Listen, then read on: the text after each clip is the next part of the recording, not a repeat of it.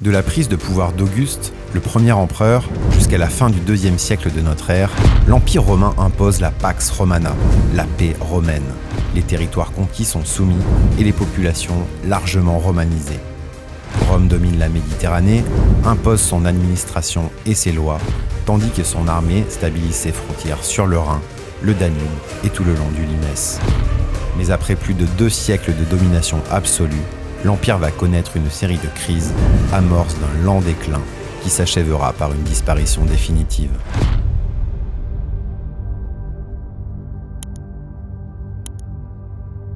La chute de l'Empire romain d'Occident, événement considérable, a été commentée et interprétée à toutes les époques. De nombreux penseurs et historiens ont livré leur analyse de ce bouleversement, tels que Montesquieu ou Édouard Gibbon au XVIIIe siècle.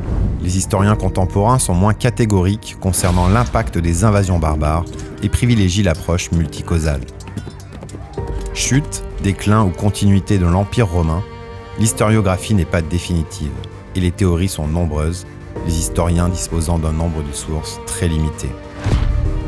Le IIIe siècle est donc marqué par plusieurs crises conjointes qui vont affaiblir considérablement l'Empire romain. Pour les Romains, les barbares étaient ces étrangers, habitant au-delà des confins, qui ne parlaient pas la même langue. Les Germains sont mal connus. Sédentarisés au nord de l'Europe, ils forment une multitude de petits peuples, aux coutumes et à l'organisation politique assez semblables, qui confient le pouvoir à une aristocratie guerrière. Jusqu'au IIIe siècle, l'Empire avait su gérer ces multiples peuples barbares, soit en romanisant les élites, soit en leur versant de l'argent, soit même en les engageant comme mercenaires.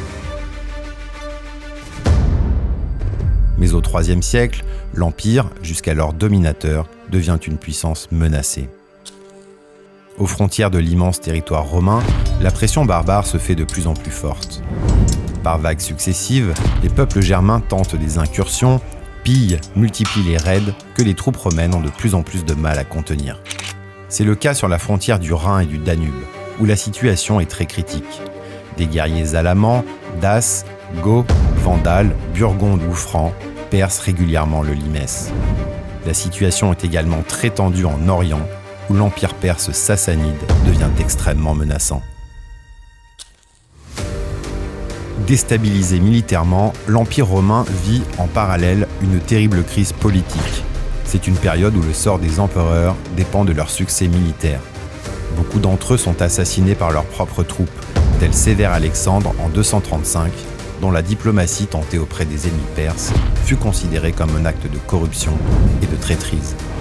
Son assassinat ouvre l'ère de l'anarchie militaire. En quête du pouvoir, les usurpateurs se combattent entre eux, négligeant souvent leur devoir de défense des frontières.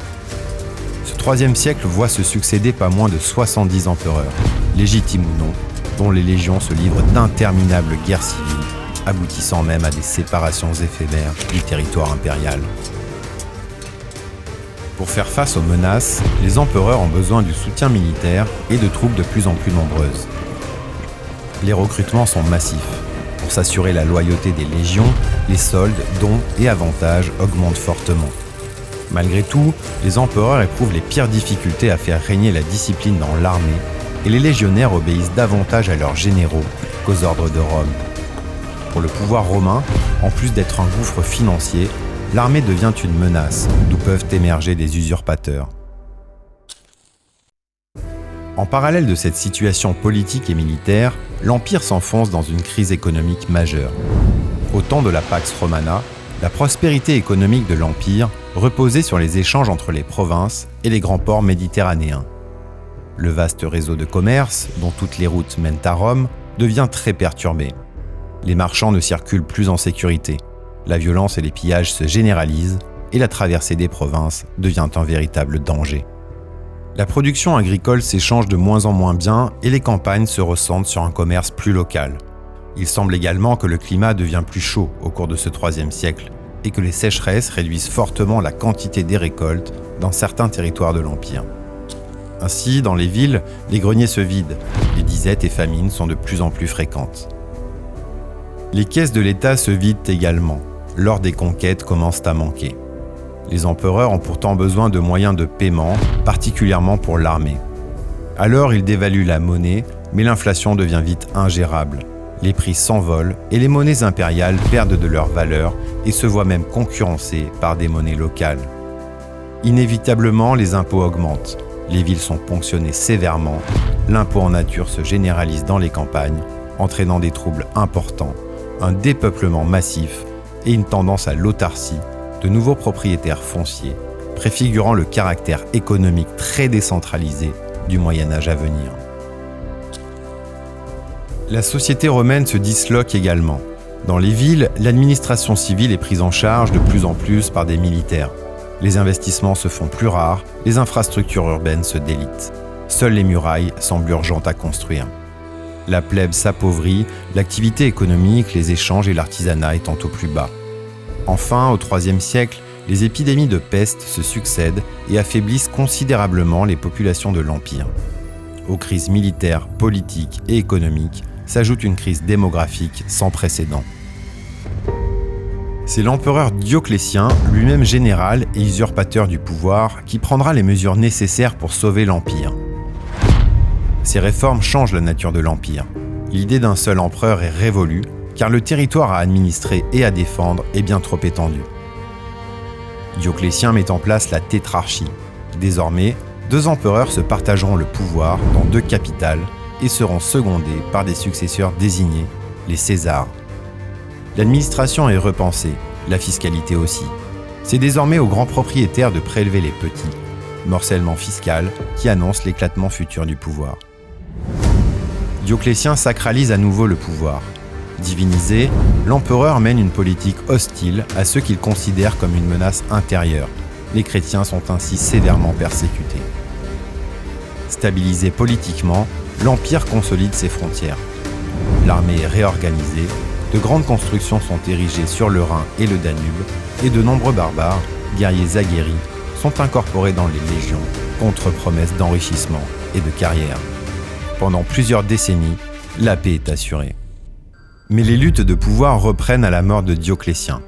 Au début du IVe siècle, Constantin sort vainqueur de nouvelles guerres civiles et rétablit l'unité de l'Empire. Il fonde une nouvelle capitale, Constantinople, consacrant un rééquilibrage du pouvoir impérial vers l'Est. Grand réformateur dans tous les domaines, Constantin autorise le culte chrétien et assure une période de stabilité intérieure, mais doit faire face à la pression croissante des barbares aux portes de l'Empire. En effet, au milieu du IVe siècle, la poussée des Huns oblige les peuples germains à forcer encore davantage les frontières romaines. C'est le cas des Goths, qui depuis Constantin avaient scellé des accords avec le pouvoir impérial. Pourtant, en Andrinople, en 378, les Goths écrasent les armées romaines et l'empereur Valens meurt sur le champ de bataille. Malgré un traité de paix signé quelques années plus tard, les barbares avaient gagné le rapport de force. Sous l'empereur Théodose, les Romains commencent à recruter de nombreux généraux au sein des élites barbares, tels Stylicon ou plus tard Alaric. Les peuples germains sont à la fois des ennemis et un réservoir important pour renforcer une armée romaine dont les effectifs autochtones diminuent, faute de salaires corrects et de perspectives de carrière. De même, de grands mouvements de population s'étaient déjà déroulés pacifiquement, l'Empire ayant fait établir en masse, dans de nombreuses provinces, des milliers de Germains afin qu'ils compensent le dépeuplement des campagnes. Aussi, l'unité de l'Empire éclate définitivement. En 395, la séparation des 2 empires est actée. Dans l'Empire d'Orient, les barbares sont repoussés, mais il faut souvent négocier et payer un lourd tribut pour qu'ils s'en aillent. Mais au 5e siècle, dans l'Empire d'Occident, l'immigration s'intensifie et les barbares deviennent conquérants. L'armée romaine ne peut plus faire face. Certains généraux romains, d'origine barbare, assument des ambitions personnelles. La capitale est déplacée à Ravenne, ville moins exposée par les invasions.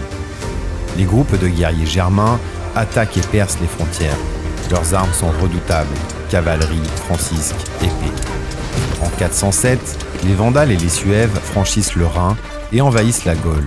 Plus tard, les Vandales détruiront l'Afrique et seront impitoyables avec les populations locales. En 410, les Visigoths, menés par Alaric, pillent Rome et incendient une partie de la ville. L'événement a un retentissement incroyable. Les Visigoths s'établiront en Aquitaine. Les Angles et les Saxes s'emparent de la Grande-Bretagne, tandis que les Francs, les Alamans et les Burgondes se fixent en Gaule. Ces peuples de guerriers barbares, largement romanisés et même en partie christianisés, remplacent un pouvoir vacant qui se réduit en Occident à quelques territoires. Peu nombreux, ils composent avec les populations locales qui se soumettent ainsi à une nouvelle loi, à un nouveau pouvoir. L'Europe se divise en plusieurs États, mais les chefs barbares reprennent souvent les coutumes des Romains. Ils adoptent leur langue et leur organisation politique, et ils reconnaissent toujours un empereur. Tandis qu'en 451, le général romain Aetius s'allie aux guerriers barbares pour repousser les redoutables Huns, commandés par Attila au champ catalonique, l'Empire vit ses dernières heures. Les derniers empereurs qui se succèdent exercent un pouvoir presque symbolique sur un territoire de plus en plus restreint. En 476, Odoacre, général barbare longtemps au service de l'Empire, entre dans Rome et dépose le jeune empereur Romulus Augustulus, qui est exilé. C'est la fin officielle et symbolique de l'Empire romain d'Occident. Odoacre envoie les insignes impériales à Constantinople. C'est ainsi qu'à l'ouest de l'Europe, des royaumes germaniques vont s'implanter progressivement. À travers le droit, le latin et le christianisme, les barbares assureront une certaine continuité avant que l'héritage romain ne se perde dans le chaos médiéval. À l'est de l'Europe, l'Empire survit et conserve l'héritage romain tout en développant sa propre civilisation autour du christianisme orthodoxe et de la culture grecque. L'Empire byzantin vivra encore un millénaire.